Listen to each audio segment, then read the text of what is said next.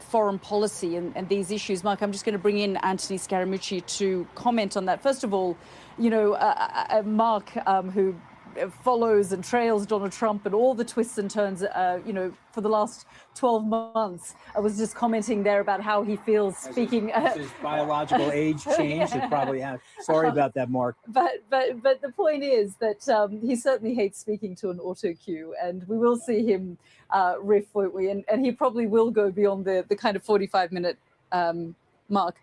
I'm now being told we're looking at pictures from the stage. Donald Trump has arrived on stage there.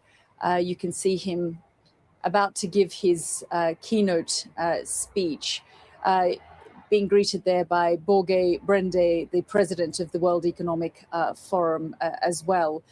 But he's making his way to the stage. Let's just, and to the podium now. Let's just have a listen in. Thank you very much, Larry. It's great to be back in beautiful Davos, Switzerland, and to address so many respected business leaders, so many friends, few enemies, and all of the distinguished guests. It's a who's who, I will say that. I've come to this year's World Economic Forum with truly phenomenal news from America. Yesterday marked the one-year anniversary of my inauguration, and today, after 12 months back in the White House, our economy is booming, growth is exploding, productivity is surging, investment is soaring, incomes are rising, inflation has been defeated, our previously open and dangerous border is closed and virtually impenetrable, and the United States is in the midst of the fastest and most dramatic economic turnaround in our country's history. Under the Biden administration, America was plagued by the nightmare of stagflation, meaning low growth and high inflation, a recipe for misery, failure, and decline. But now, after just 1 year of my policies, we are witnessing the exact opposite. Virtually no inflation and extraordinarily high economic growth. Growth like I believe you'll see very shortly our country has never seen before, perhaps no country has ever seen before. Over the past 3 months, core inflation has been just 1.6%. Meanwhile, fourth quarter growth is projected to be 5.4%, far greater than anybody other than myself and a few others had predicted. Since the election, the stock market has set 52 all-time high records. So that's in 1 year, 52 records, adding $9 trillion in value to retirement accounts, 401ks, and people's savings. People are doing very well. They're very happy with me. Since my inauguration, we've lifted more than 1.2 million people off of food stamps, and after 4 years in which Biden secured less than $1 trillion of new investment in our country. Think of that, $1 trillion, substantially less than that. In 4 years, we've secured commitments for a record-breaking $18 trillion, and we think when the final numbers come out, they'll be closer to $20 trillion of investment. That's never been done by any country at any time, not even close. Just over 1 year ago, under the radical left Democrats, we were a dead country. Now we are the hottest country anywhere in the world. In fact, the United States economy is on pace to grow at double the rate that was projected by the IMF just last April. And with my growth and tariff policies, it should be much higher. I really believe we can be much higher than that. And this is all great news, and it's great for all nations. The USA is the economic engine on the planet. And when America booms, the entire world booms. It's been the history. When it goes bad, it goes bad. You all follow us down and you follow us up. And we're at a point that I don't believe we've ever been. I never thought we could do it this quickly. My biggest surprise is I thought it would take more than a year, maybe like a year and 1 month. But it's happened very quickly. This afternoon, I want to discuss how we have achieved this economic miracle, how we intend to raise living standards for our citizens to levels never seen before, and perhaps how you too and the places where you come from can do much better by following what we're doing, because certain places in Europe are not even recognizable, frankly, anymore. They're not recognizable. And we can argue about it, but there's no argument. Friends come back from different places. I don't want to insult anybody and say, I don't recognize it. And that's not in a positive way. That's in a very negative way. And I love Europe, and I want to see Europe go good, but it's not heading in the right direction. In recent decades, it became conventional wisdom in Washington and European capitals that the only way to grow a modern Western economy was through ever-increasing government spending, unchecked mass migration, and endless foreign imports. The consensus was that so-called dirty jobs and heavy industry should be sent elsewhere, that affordable energy should be replaced by the Green New Scam, and that countries could be propped up by importing new and entirely different populations from faraway lands. This was the path that sleepy Joe Biden administration and many other Western governments very foolishly followed, turning their backs on everything that makes nations rich and powerful and strong. And there's so much potential in so many nations. The result was record budget and trade deficits and a growing sovereign deficit driven by the largest wave of mass migration in human history. We've never seen anything like it. Quite frankly, many parts of our world are being destroyed before our very eyes, and the leaders don't even understand what's happening. And the ones that do understand are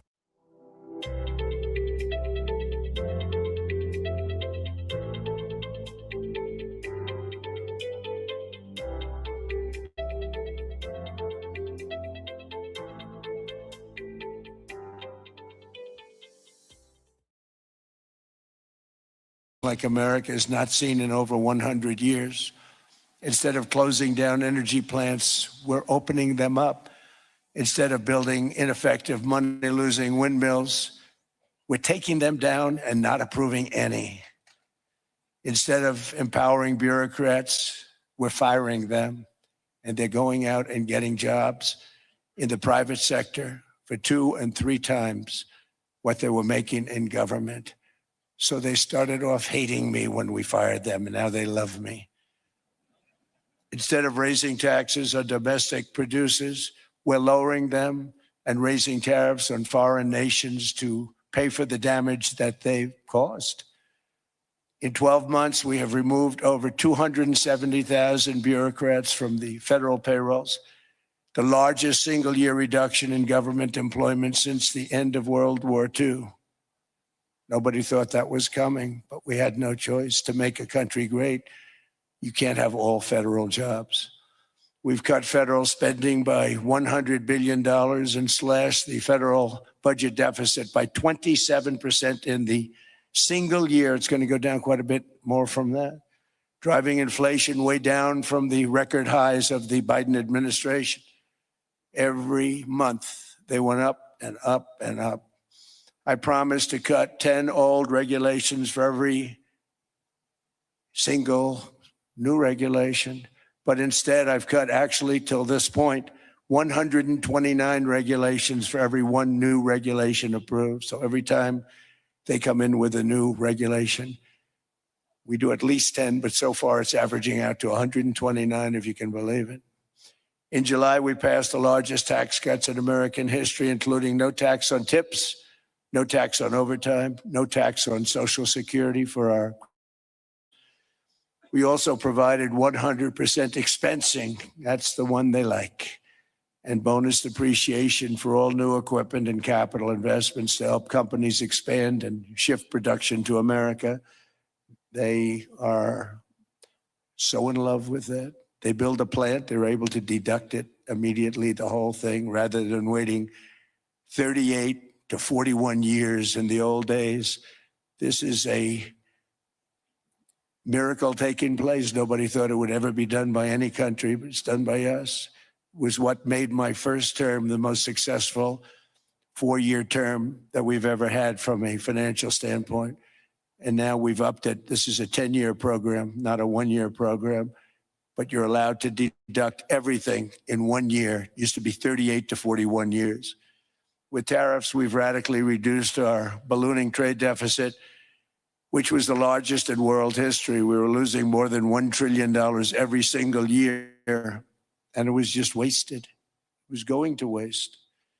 But in 1 year, I slashed our monthly trade deficit by a staggering 77%. And all of this with no inflation, something everyone said could not be done. There were a couple of brilliant people that actually thought I was doing the right thing. I thought I was doing the right thing. Now they all think I'm doing the right thing because they can't believe the numbers. American exports are now up by more than $150 billion. Domestic steel production is up by 300,000 tons a month, and it's doubling over the next 4 months. It's doubling and tripling, and we have steel plants being built all over the country. Nobody thought they'd see that. Factory construction is up by 41%, and that number is really going to skyrocket right now because that's during a process that they're putting in to get their approvals, and we've given very, very quick, fast approvals. In the process, we've made historic trade deals with partners covering 40% of all U.S. trade. Some of the greatest companies and countries in the world. We have countries as our partner, too. The European nations, Japan, South Korea. They're our partners. They've gone into massive deals with us, especially on oil and gas.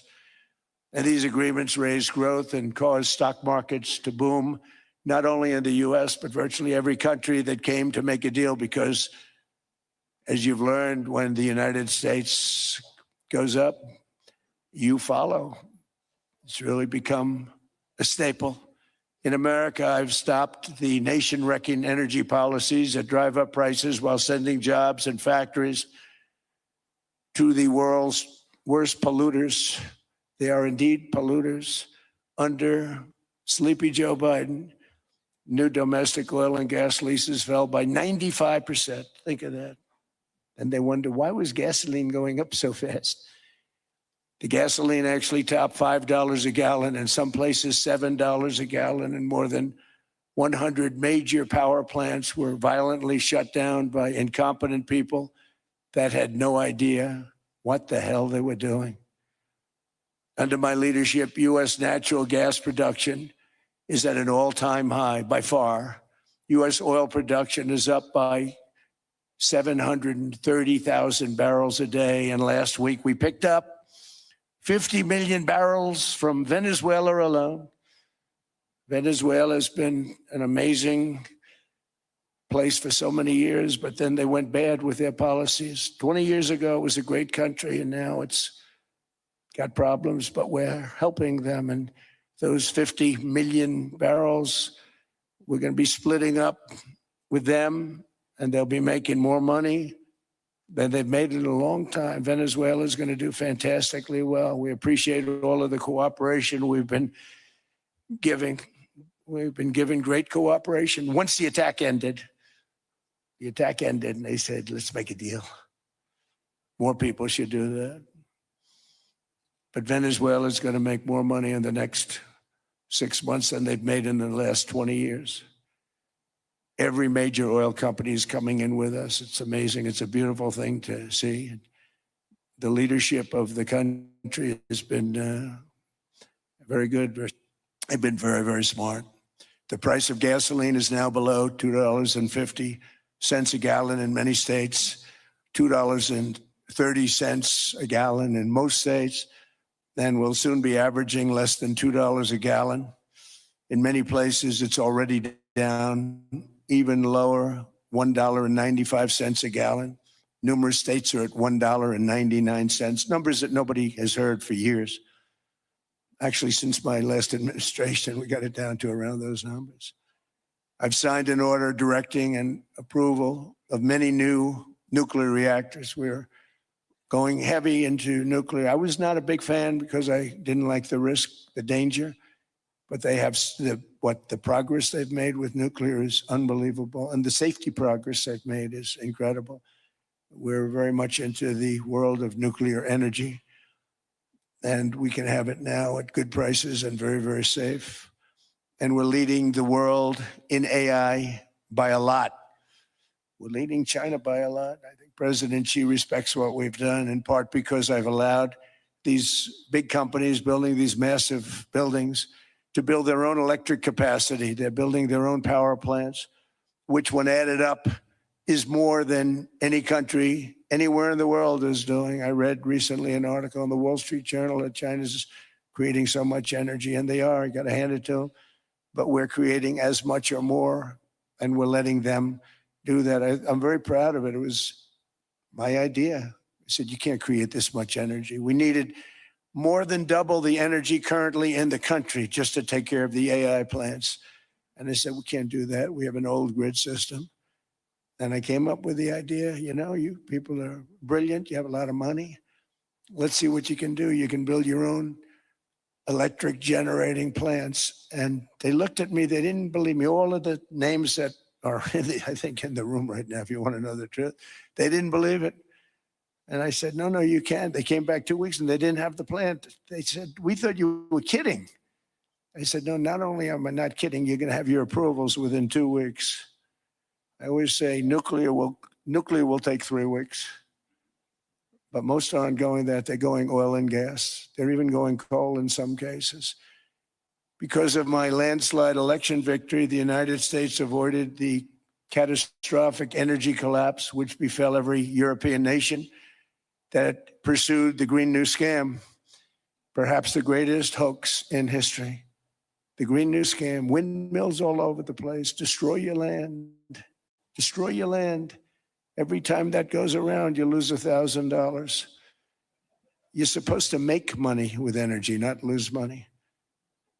Here in Europe, we've seen the fate that the radical left tried to impose on America. They tried very hard. Germany now generates 22% less electricity than it did in 2017. And it's not the current chancellor's fault. He's solving the problem. He's going to do a great job. But what they did before he got there, I guess that's why he got there. And electricity prices are 64% higher. The United Kingdom produces just 1/3 of the total energy from all sources that it did in 1999. Think of that, 1/3. And they're sitting on top of the North Sea, one of the greatest reserves anywhere in the world, but they don't use it. And that's one reason why their energy has reached catastrophically low levels with equally high prices. High prices, very low levels. Think of that, 1/3. And you're sitting on top of the North Sea. And they like to say, well, you know, that's depleted. It's not depleted. It's got 500 years. They haven't even found the oil. The North Sea is incredible. They don't let anybody drill. Environmentally, they don't let them drill. They make it impossible for the oil companies to go. They take 92% of the revenues. So the oil companies say, we can't do it. They came to see me. Is there anything you can do? I want Europe to do great. I want UK to do great. Sitting on one of the greatest energy sources in the world, and they don't use it. In fact, their electricity prices have soared 139%. There are windmills all over Europe. There are windmills all over the place, and they are losers. One thing I've noticed is that the more windmills a country has, the more money that country loses and the worse that country is doing.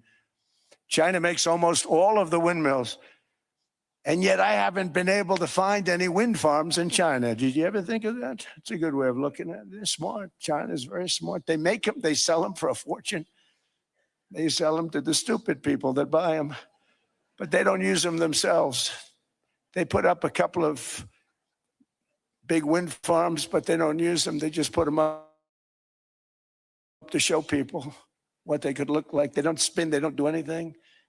They use a thing called coal mostly. China goes with the coal, they go with oil and gas. They're starting to look at nuclear a little bit, and they're doing just fine. They make a fortune selling the windmills though, and I think really that's one that they wouldn't be surprised if it stopped. They are shocked that it continues to go. They're very friendly with me. They're shocked that people continue to buy those damn things. They killed the birds. They ruin your landscapes. Other than that, I think they're fabulous, by the way. Stupid people buy them. The consequences of such destructive policies have been stark, including lower economic growth, lower standards of living, lower birth rates, more socially disruptive migration, more vulnerability to hostile foreign adversaries, and much, much smaller militaries. The United States cares greatly about the people of Europe. We really do. I mean, look, I am derived from Europe, Scotland and Germany. 100% Scotland, my mother, 100% German, my father. And we believe deeply in the bonds we share with Europe as a civilization. I want to see it do great. That's why issues like energy, trade, immigration, and economic growth must be central concerns to anyone who wants to see a strong and united West, because Europe and those countries have to do their thing. They have to get out of the culture that they've created over the last 10 years. It's horrible what they're doing to themselves. They're destroying themselves. These beautiful, beautiful places. We want strong allies, not seriously weakened ones. We want Europe to be strong. Ultimately, these are matters of national security, and perhaps no current issue makes the situation more clear than what's currently going on with Greenland. Would you like me to say a few words of Greenland? I was going to leave it out of the speech, but I think I would have been reviewed very negatively. I have tremendous respect for both the people of Greenland and the people of Denmark, tremendous respect. But every NATO ally has an obligation to be able to defend their own territory. And the fact is, no nation or group of nations is in any position to be able to secure Greenland other than the United States. We're a great power, much greater than people even understand. I think they found that out 2 weeks ago in Venezuela. We saw this in World War II, when Denmark fell to Germany after just 6 hours of fighting and was totally unable to defend either itself or Greenland. So the United States was then compelled, we did it, we felt an obligation to do it, to send our own forces to hold the Greenland territory, and hold it we did at great cost and expense.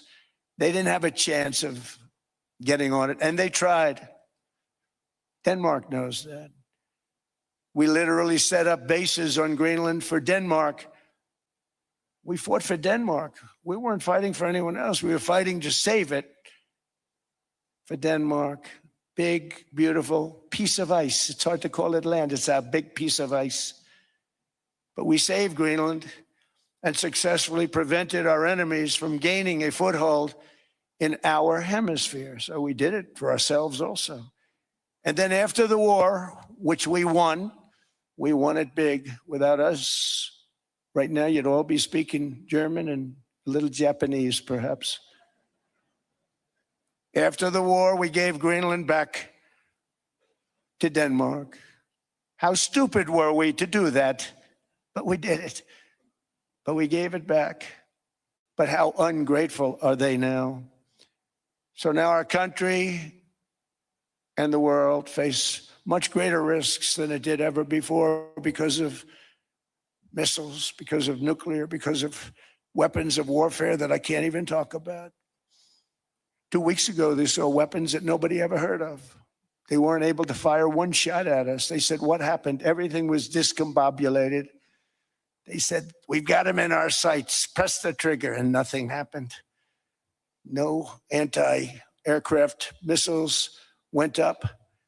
There was one that went up about 30 feet and crashed down right next to the people that sent it. They said, what the hell is going on? Those defensive systems were made by Russia and by China. So they're going to go back to the drawing boards, I guess. Greenland is a vast, almost entirely uninhabited and undeveloped territory that's sitting undefended in a key strategic location between the United States, Russia, and China. That's exactly where it is, right smack in the middle. Wasn't important nearly when we gave it back. You know, when we gave it back, it wasn't the same as it is now. It's not important for any other reason, you know, everyone talks about the minerals. There's so many places. There's no rare earth, no such thing as rare earth. There's rare processing, but there's so much rare earth. And to get to this rare earth, you got to go through hundreds of feet of ice. That's not the reason we need it. We need it for strategic national security and international security. This enormous unsecured island is actually part of North America, on the northern frontier of the Western Hemisphere. That's our territory. It is therefore a core national security interest of the United States of America. And in fact, it's been our policy for hundreds of years to prevent outside threats from entering our hemisphere. And we've done it very successfully. We've never been stronger than we are now. That's why American presidents have sought to purchase Greenland for nearly 2 centuries. You know, for 2 centuries, they've been trying to do it. They should have kept it after World War II, but they had a different president. That's all right. People think differently. Much more necessary now than it was at that time, however. In 2019, Denmark said that they would spend over $200 million to strengthen Greenland's defenses. But as you know, they spent less than 1% of that amount. 1%. There's no sign of Denmark there. And I say that with great respect for Denmark, whose people I love, whose leaders are very good. It's the United States alone that can protect this giant mass of land, this giant piece of ice, develop it and improve it and make it so that it's good for Europe and safe for Europe and good for us. And that's the reason I'm seeking immediate negotiations to once again discuss the acquisition of Greenland by the United States, just as we have acquired many other territories throughout our history, as many of the European nations have. They've acquired, there's nothing wrong with it.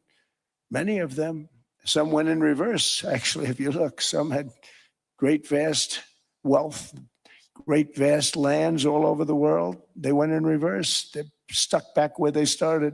That happens too. But some grow. But this would not be a threat to NATO. This would greatly enhance the security of the entire alliance, the NATO alliance. The United States is treated very unfairly by NATO. I want to tell you that. And when you think about it, nobody can dispute it. We give so much and we get so little in return. And I've been a critic of NATO for many years. Make it a habit. 7 minutes of Tai Chi every morning, all the way for 1 month. In 1 week, you'll feel better. In 2 weeks, you look better. In 1 month, your wife won't believe your results. Here's a Tai Chi workout plan, made for men over 50. These beginner-friendly exercises take just 7 minutes a day. Tai Chi is the best medicine for men over 50, and it's a key to long-lasting health and vitality. It's more than a workout. It's a game changer for your life and longevity. Just open the app and follow along. And ideally, a good press. I always say it. Strong borders, strong elections, free, fair elections, and a fair media. The media is terrible. It's very crooked. It's very biased, terrible. But someday it'll straighten out because it's losing all credibility. Think of it. When I went in a landslide, a giant landslide, won all 7 swing states, won the popular vote, won everything, and I only get negative press. That means that it has no credibility. And if they're going to get credibility, they're going to have to be fair. So you need a fair press. But you also need those other elements. And I inherited a terrible, terrible situation. If you look, the border was open. The inflation was raging. Everything was bad with the United States when I came into office. But I also inherited a mess with Ukraine and Russia, something that would have never happened. And I know Putin very well. He and I would discuss Ukraine. It was the apple of his eye, but he wasn't going to do anything. I said, Vladimir, you're not doing it. He would never have done it. It was terrible what happened. I could see it happening too. After I left, I could see it happening. Biden had given Ukraine and NATO $350 billion, a staggering sum, $350 billion. I came in and just like the southern border, just like inflation, just like our economy, I said, wow, this place is in trouble, meaning our country. All of these things were out of control. But the border was out of control. We fixed it with the strongest border anywhere in the world. And I've now been working on this war for 1 year, during which time I settled 8 other wars. India, Pakistan. I settled other wars that were Vladimir Putin called me, Armenia, Azerbaijan. He said, I can't believe you settled that one. They were going on for 35 years. I settled it in 1 day. And President Putin called me. He said, you know, I can't believe I've worked on that war for 10 years trying to settle it. I couldn't do it. I said, do me a favor, focus on settling your war. Don't worry about that one. What does the United States get out of all of this work, all of this money, other than death, destruction, and massive amounts of cash going to people who don't appreciate what we do? They don't appreciate what we do. Talking about NATO, I'm talking about Europe.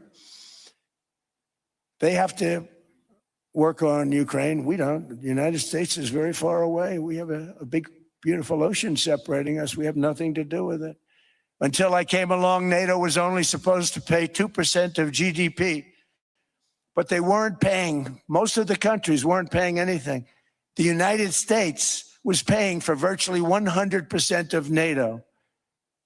And I got that stopped. I said, that's not fair. But then more importantly, I got NATO to pay 5%, and now they were paying, and now they are paying. So something nobody said was possible. They said, we will never go up higher than 2%. But they went to 5%, and now they're paying the 5. They didn't pay the 2, and now they're paying the 5. And they're stronger for it, and they have an excellent, by the way, Secretary General, who's possibly in the room. Mark, are you here? Yes, he's here. Hello, Mark. We never asked for anything, and we never got anything. We probably won't get anything unless I decide to use excessive strength and force, where we would be, frankly, unstoppable. But I won't do that. Okay? Now everyone's saying, oh, good. That's probably the biggest statement I made, because people thought I would use force. I don't have to use force. I don't want to use force. I won't use force. All the United States is asking for is a place called Greenland, where we already had it as a trustee, but respectfully returned it back to Denmark not long ago after we defeated the Germans, the Japanese, the Italians, and others in World War II. We gave it back to them.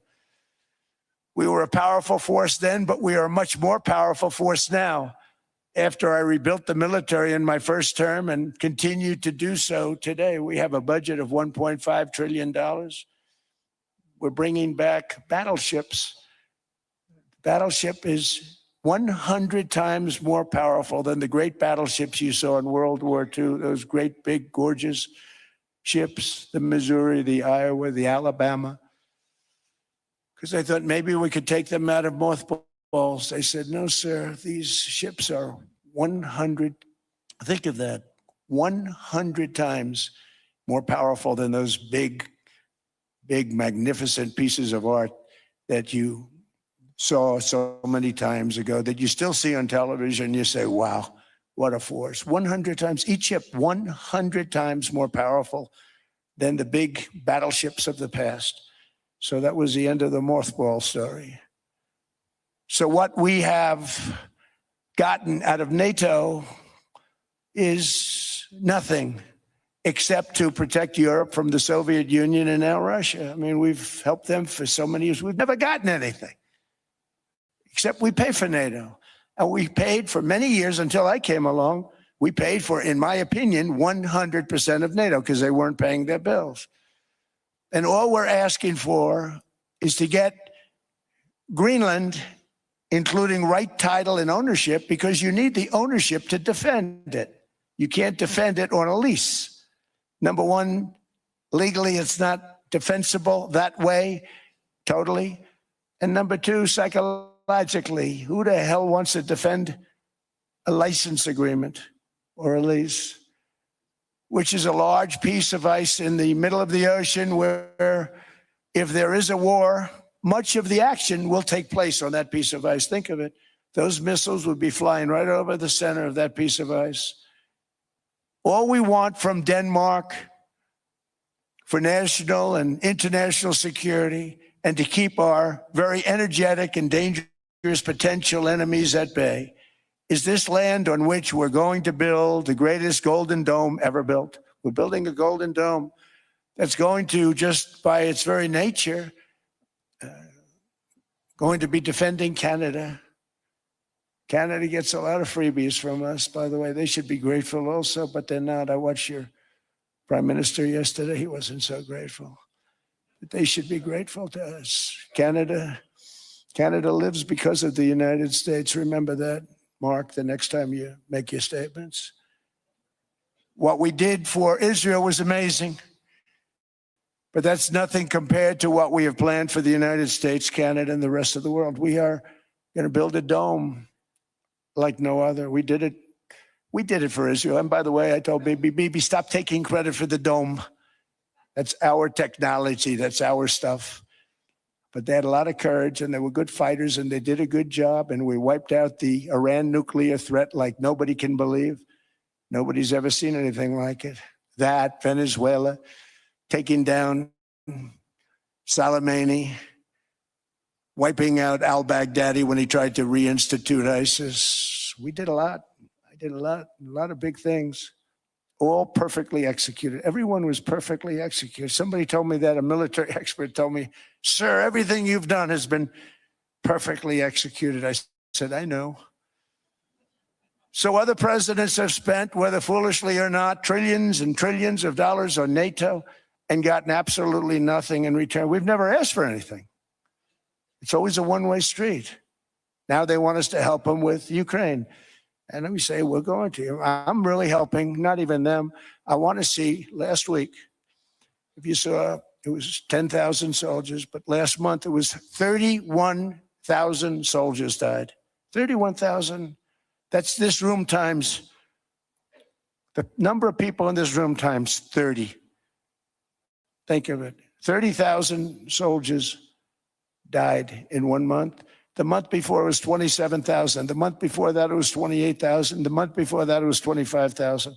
It's a bloodbath over there. And that's what I want to stop. It doesn't help the United States, but these are souls. These are young people. Look like you, look like some of you right in the front row. They go to war. Their parents are so proud. Oh, there he goes, comes back. 2 weeks later, they get a call, your son's head's been blown off. I want to stop it. It's a horrible war. It's the worst since World War II. They keep going, they'll exceed World War II. The numbers are staggering, how many people they've lost. They don't want to talk about it. Ukraine and Russia lost just tremendous amounts. And I'm dealing with President Putin, and he wants to make a deal, I believe. I'm dealing with President Zelensky, and I think he wants to make a deal. I'm meeting him today. He might be in the audience right now. But